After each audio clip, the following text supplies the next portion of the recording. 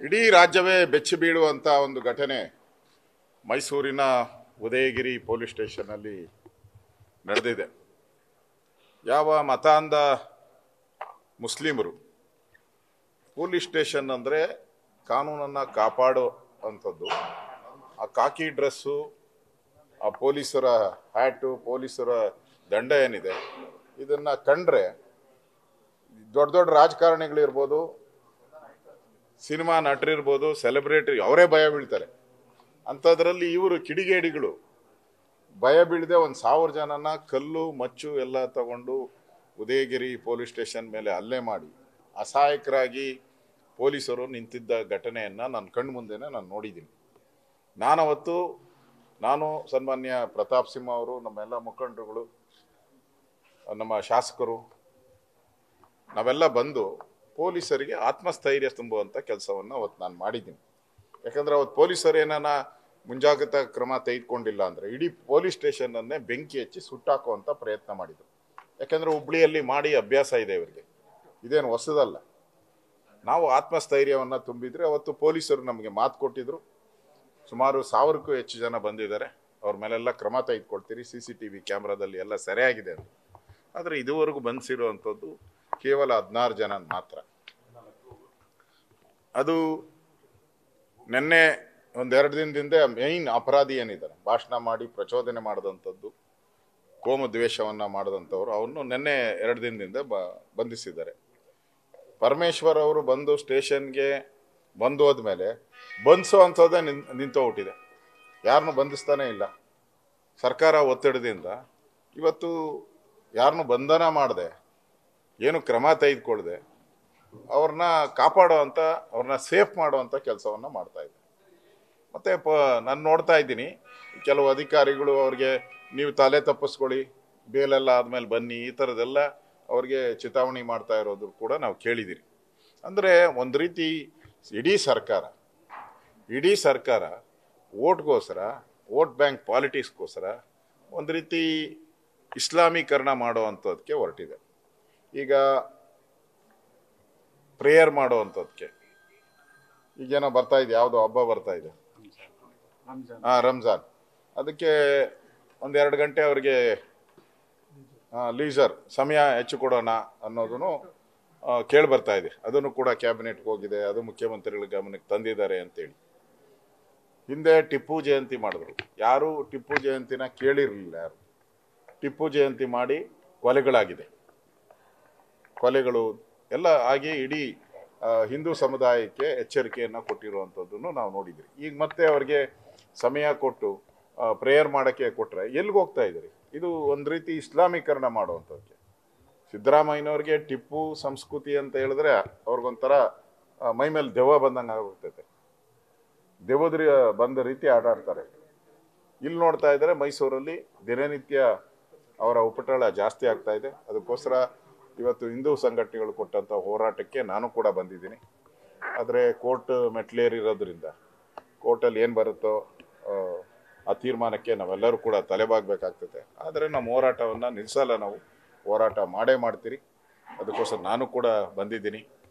ಒಟ್ಟಾರೆ ಈ ಸರ್ಕಾರ ಕಳೆದ 2 ವರ್ಷದಲ್ಲಿ ಅವ್ರು ನಡೆದಿರುವಂಥ ರೀತಿ, ಮೊನ್ನೆನೂ ಕೂಡ ಬೆಂಗಳೂರಲ್ಲಿ ಇದೇ ರೀತಿ ಜನ ಭಯೋತ್ಪಾದಕರ ಥರ ಓಡಾಡೋ ಅಂಥ ಈ ಮುಸ್ಲಿಂ ಜನ ಏನಿದ್ದಾರೆ, ಕೆಲವರು ಮಚ್ಚು ಲಾಂಗ್ಗಳನ್ನ ಹಿಡ್ಕೊಂಡು ರೋಡಲ್ಲೆಲ್ಲ ಓಡಾಡಿರೋದನ್ನು ನೋಡಿದಿರಿ.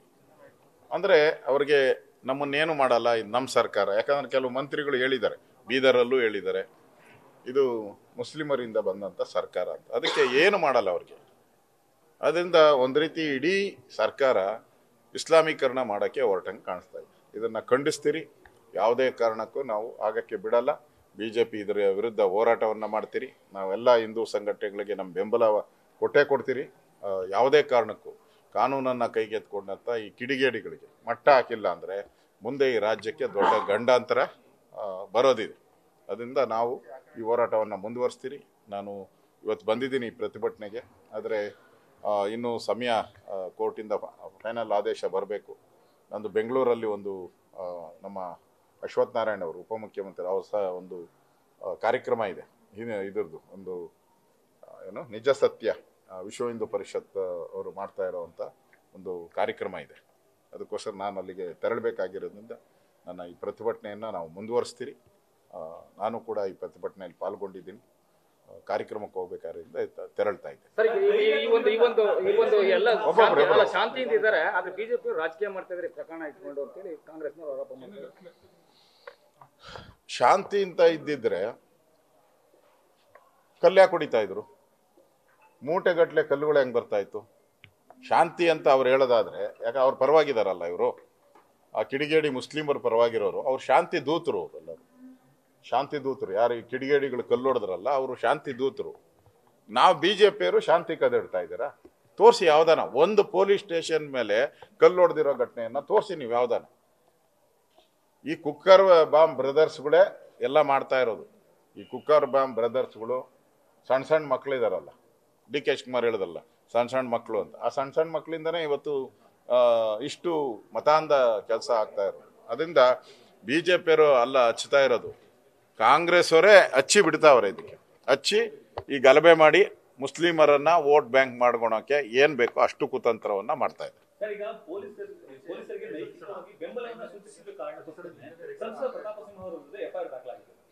ನೋಡಿ, ಪ್ರತಾಪ್ ಸಿಂಹನ್ಗೇನು ಈ FIR ಅದೇ ಸರ್ವೇ ಸಾಮಾನ್ಯ. ಏನೋ ಒಂದಿನ ಯಾರಿಗಾನ FIR ಹಾಕಿದ್ರೆ ಭಯ ಬಿದ್ದು ಅಯ್ಯೋ ಅಂತ ದಿನನಿತ್ಯ FIR ಯಾರಿಗೆ? ಪ್ರತಾಪ್ ಸಿಂಹ ಮೇಲೆ. ನಾನು ಹೋಮ್ ಮಿನಿಸ್ಟರ್ ಆಗಿದ್ದಾಗೆ ಒಬ್ಬ ಸುಪಾರಿ ಕೊಟ್ಟಿದ್ರು ಪ್ರತಾಪ್ ಸಿಂಹಗೆ.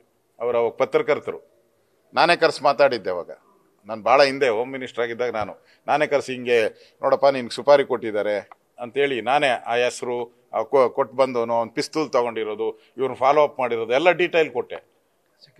ಹಾಂ, ಅವಾಗ ನಾನು ಹೇಳಿದೆ ಏನಪ್ಪ ಅಂತಂದ. ಅಣ್ಣ ಇವಾಗ ಬಂದಿದ್ದೀನಿ, ಹಿಂಗೆ ಓದ್ತೀನಿ, ನಾನೇನು ಭಯ ಬೀಳಲ್ಲ ಅಂತ ಹೇಳ್ದೆ. ಸುಪಾರಿ ಕೊಟ್ಟ ಪಿಸ್ತೂಲ್ಗೆ ಭಯ ಬಿದ್ದಿಲ್ಲ ಅಂದರೆ ಈ ಕೇಸ್ಗಳಿಗೆ ಭಯ ಬೀಳೋಂಥ ಪ್ರತಾಪ್ ಸಿಂಹ ಅಲ್ಲ. ಆ ಸಂದರ್ಭದಲ್ಲಿ ನಾನೇ ಅವ್ರಿಗೆ ಸೆಕ್ಯೂರಿಟಿ ಕೊಟ್ಟೆ. ಅವರು ಪತ್ರಕರ್ತರು, ಅವರು ನಿಮ್ಮ ಥರ ಪತ್ರಕರ್ತರಾಗಿದ್ದರು, ಅಂಕಣಗಳನ್ನು ಬರಿತಾ ಇದ್ರು. ಆ ಸಂದರ್ಭದಲ್ಲಿ ನಾನೇ ಬಲವಂತ, ಅವ್ರು ಬೇಡ ಅಂತ ಹೇಳಿದ್ರು, ನಾನು ಜೊತೆಲಿ ಇಟ್ಕೊಂಡು ದಿನ ಓಡಾಡೋಕ್ಕಾಗಲ್ಲ, ಅವ್ರು ಕಾಫಿ ತಿಂಡಿ ಕೊಡ್ಸೋಕ್ಕಾಗಲ್ಲ ಅಂದರು. ಇಲ್ಲಪ್ಪ ಅಂತೇಳಿ ನಾನೇ ಆ ಸಂದರ್ಭದಲ್ಲಿ ಪತ್ರಕರ್ತರಾಗಿದ್ದರು. ಆ ಸಂದರ್ಭದಲ್ಲಿ ನಾನೇ ಅವ್ರಿಗೆ ಸೆಕ್ಯೂರಿಟಿ ಕೊಟ್ಟಿದ್ದೀನಿ ಹೋಮ್ ಮಿನಿಸ್ಟರ್ ಆಗಿ. ಅದರಿಂದ ಇದು ಕಾಂಗ್ರೆಸ್ ನೋಡ್ರಿ, ಕಾಂಗ್ರೆಸ್ ಅವರು ನಿರಂತರವಾಗಿ ದೇಶವನ್ನ ಎಮರ್ಜೆನ್ಸಿ ತಂದು ಅವತ್ತಿನ ಎಲ್ಲ ವಿರೋಧ ಪಕ್ಷದವ್ರನ್ನ ಜೈಲಿಗೆ ಹಾಕಿದ್ರು, ನ್ಯಾಯಾಧೀಶರುಗಳನ್ನ ಜೈಲಿಗೆ ಹಾಕಿದ್ರು, ಪತ್ರಕರ್ತರನ್ನ ಎಡಿಟರ್ಗಳನ್ನ ಜೈಲಿಗೆ ಹಾಕಿದ್ರು. ಅವ್ರಿಗೆ ಮಾನ ಮರ್ಯಾದೆ ಏನಿದೆಯಾ? ಕಾಂಗ್ರೆಸ್ ಅವ್ರಿಗೆ ಪ್ರಜಾಪ್ರಭುತ್ವದಲ್ಲ ಮಾನ ಮರ್ಯಾದೆನೇ ಇಲ್ಲ. ಅವ್ರಿಗೆ ಉಳಿಸ್ಕೊಂಡು ಪ್ರಜಾಪ್ರಭುತ್ವದಲ್ಲಿ ಗೌರವನೇ ಇಲ್ಲ ಅವ್ರಿಗೆ, ಕಾಂಗ್ರೆಸ್ ಅವ್ರಿಗೆ.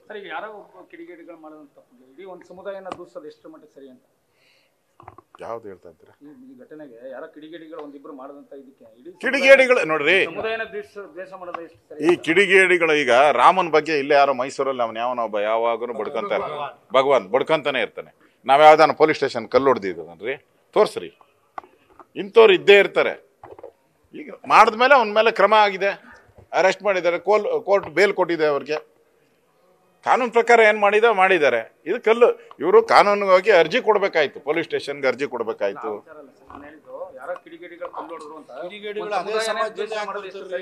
ಸಮುದಾಯ ನೋಡ್ರಿ, ನಾನು ಹೇಳ್ದಲ್ಲ ಪುಂಡ ಮುಸಲ್ಮಾನರು ಅಂತಾನೆ ಹೇಳಿರೋದು. ನಾನು ಎಲ್ಲ ಮುಸಲ್ಮಾನರು ಅಂತ ಹೇಳಿದ್ದೇನೆ. ನಾನು ಪುಂಡ್ರ ಯಾರಿದ್ದಾರೋ ಅವ್ರ ಬಗ್ಗೆನೇ ನಾನು ಹೇಳಿದ್ದೀನಿ. ಇದನ್ನ ಅಧಿವೇಶನದಲ್ಲೂ ನಾವು ಮಾತಾಡ್ತೀರಿ. ಮುಂದೆ ಬರುವಂತ ಅಧಿವೇಶನದಲ್ಲಿ ನಾನೇ ಇದ್ರ ಬಗ್ಗೆ ಅಧಿವೇಶನದಲ್ಲಿ ನಾನು ಮಾತಾಡ್ತೀನಿ.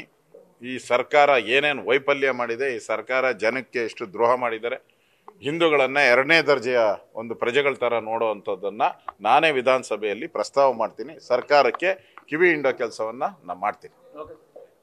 Thank you. ನ್ಯೂಸ್ ಫಸ್ಟ್, ನಿರ್ಭೀತಿಯಿಂದ ನಿಮ್ಮ ಪರವಾಗಿ.